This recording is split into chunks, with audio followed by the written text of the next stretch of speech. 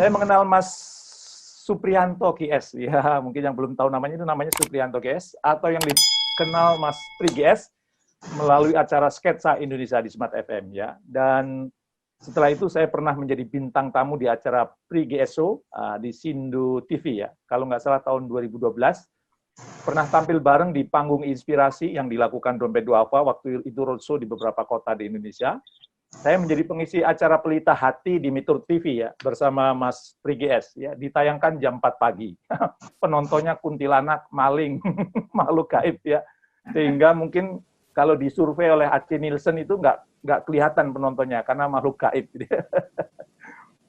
Dan kata refleksi itu sangat melekat kepada Mas Pri GS ya. Dan pada malam hari ini maka saya ingin mengajukan kepada Mas Pri GS yang nanti akan disambung oleh Mas Pur ya. Mas Pri, refleksi terbaik apa yang bisa kita dapatkan dari COVID-19 saat ini ya. Sekaligus monggo kenalan Mas Pri muncul tampil. Nah, silakan. Karena kalau kita refleksi itu melekat dengan Mas Pri, jadi malam hari ini saya bertanya, apa refleksi dari COVID-19? Silakan Mas Pri GS.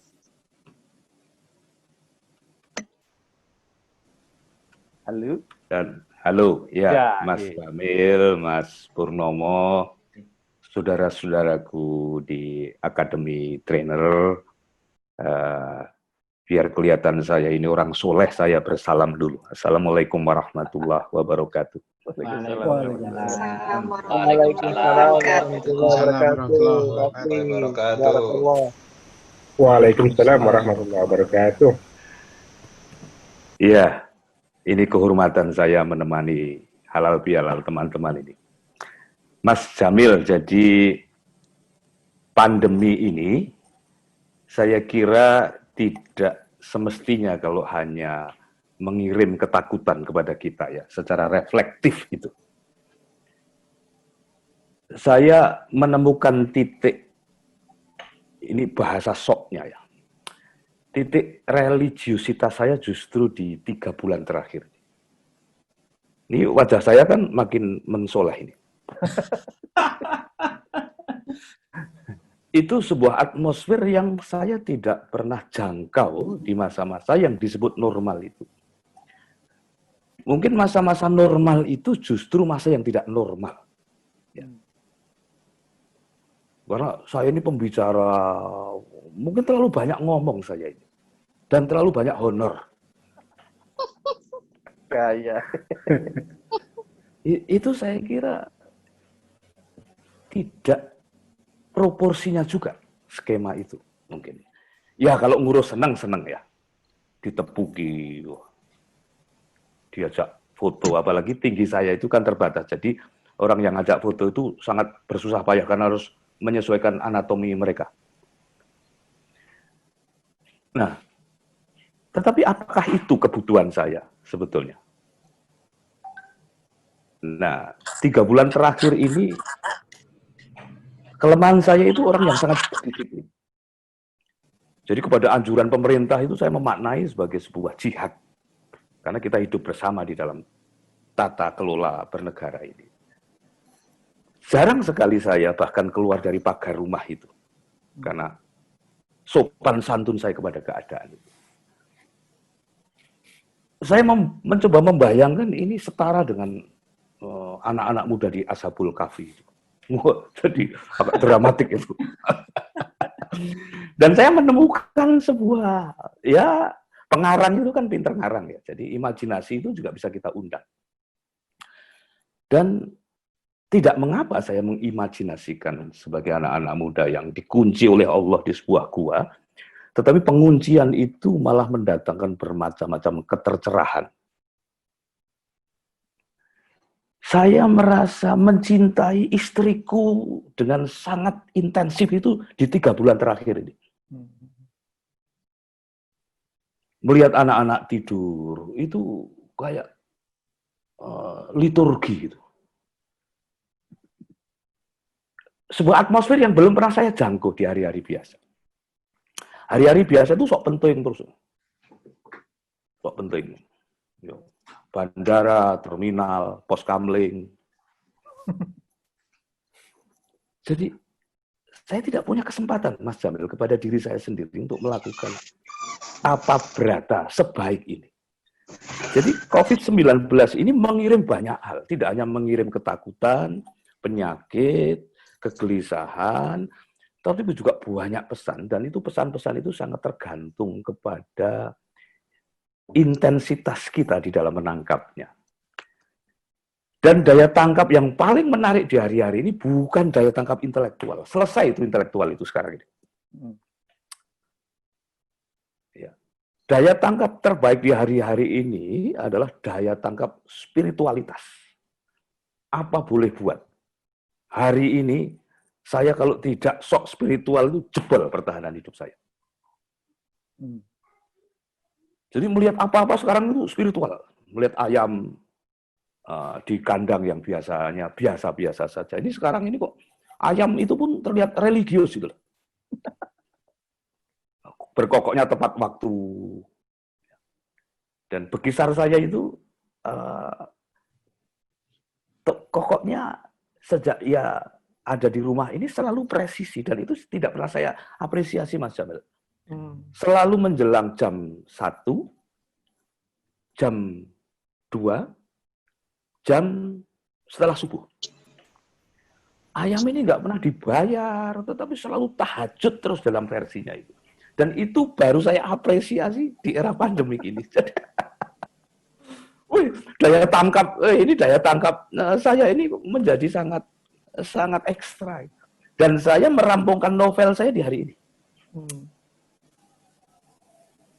Dan saya makan terenak di hari-hari ini. Karena termasuk berhemat.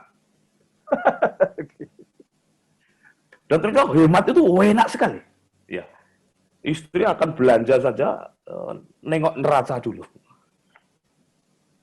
Wah, ya saya mencoba untuk apa boleh buat. Ya.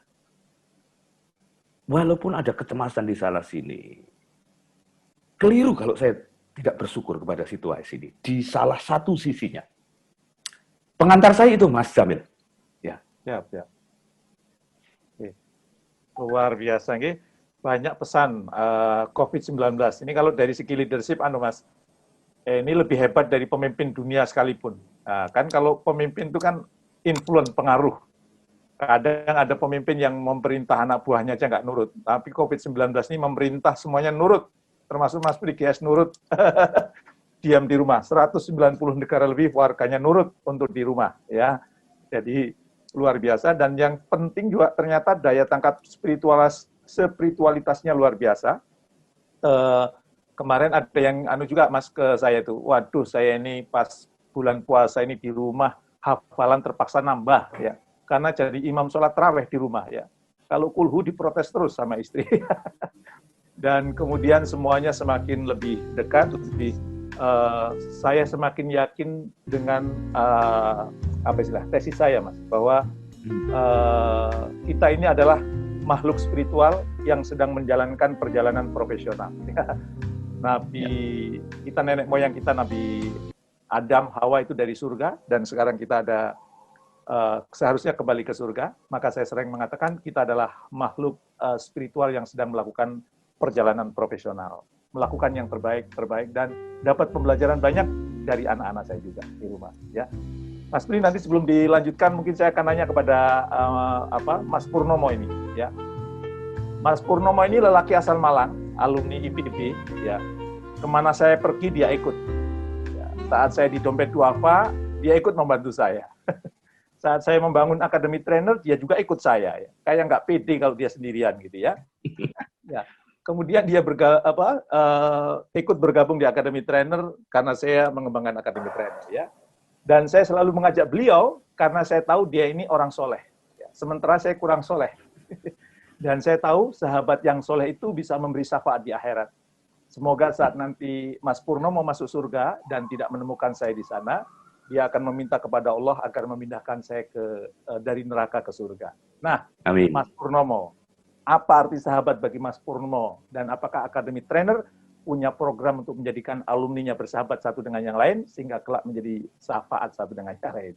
Silakan Mas Pur, sekalian kenalan ke Mas Pri. Mas Pri pasti belum kenal Mas Pur kan? Mas Pri sebenarnya dulu pernah WA-an sama saya juga waktu mungkin udah lupa lama banget gitu. Waktu saya sama teman-teman ngikutin kegiatan untuk filantropi di Semarang waktu itu. Oh, Mas Pur, saya mohon maaf karena saya ini mudah mengingat kalau pengirim WA itu cantik gitu ya. Mas Rik, sebelumnya saya juga sama mengucapkan salam dulu. Assalamualaikum warahmatullahi wabarakatuh. Waalaikumsalam warahmatullahi wabarakatuh. Pembukaan Mas Jamil itu sungguh sangat memberatkan posisinya, menekan. Gitu. Nuhun sewu sebelumnya, mohon maaf, saya juga nemenin gitu ya, nemenin Mas Jamil, nemenin Mas Pri ya, untuk bisa ngobrol dengan Bapak Ibu semua, Mas dan Mbak, semua para alumni Akademi Trainer. Mas Jamil tadi juga sebenarnya saya ngikut Mas Jamil itu cuma satu kesamaannya, sama pencinta Rhoma Irama sebenarnya. Kita itu sebenarnya.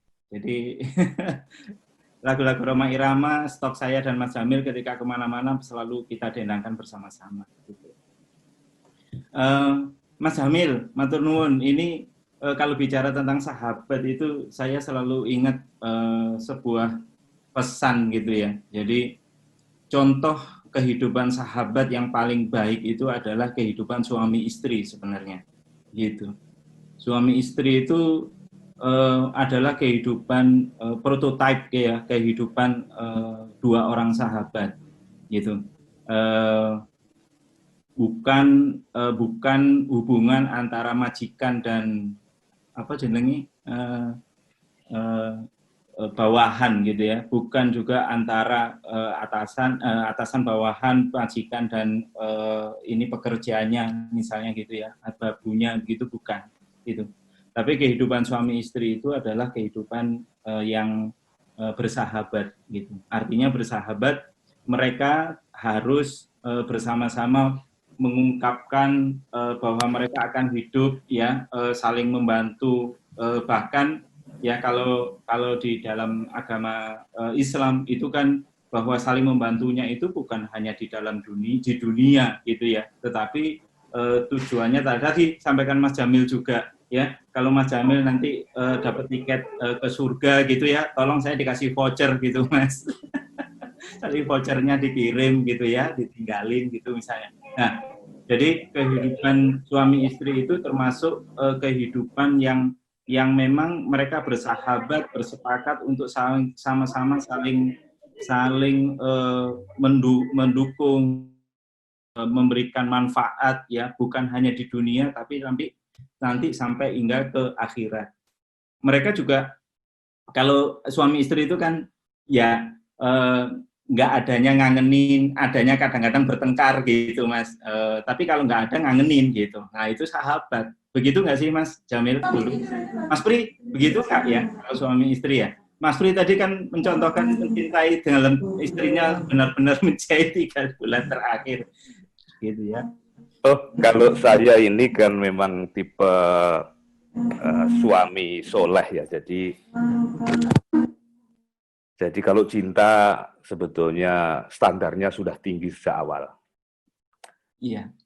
Tetapi saya tidak menyangka kalau ada standar yang lebih baik yang diisyaratkan oleh pandemi ini. Iya. Jadi saya menyangka dulu saya ini sudah top itu loh sebagai suami. Istri sudah, saya merasa apa sih yang kurang dari PRIGS itu untuk istri? Wah, angkuh gitu loh. Ternyata kurang semua. Di hari-hari ini terjelaskan, Mas Purnomo. Sehingga rezeki terbaik menurut saya adalah rezeki kesadaran. Dan tidak ada perintah kesadaran sepanjang saya berumur sampai 50.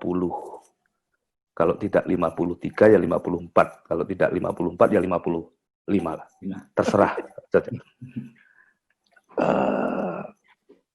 pada dekade ini, ya, karena ini wabah terbaik yang pernah saya alami, wabah yang sanggup mengunci